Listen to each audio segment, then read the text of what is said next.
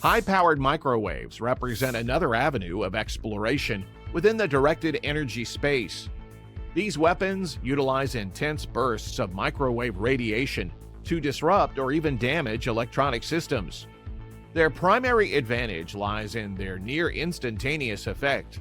Electronics can be fried within milliseconds, offering very little reaction time for the target. Current tactical applications of HPMs center primarily around disabling drones. Systems designed to zap drones with bursts of microwaves are already deployed, disrupting their control signals and flight systems. However, the potential of HPM extends far beyond this. Researchers and military strategists envision a future where HPM systems could contribute to air defense,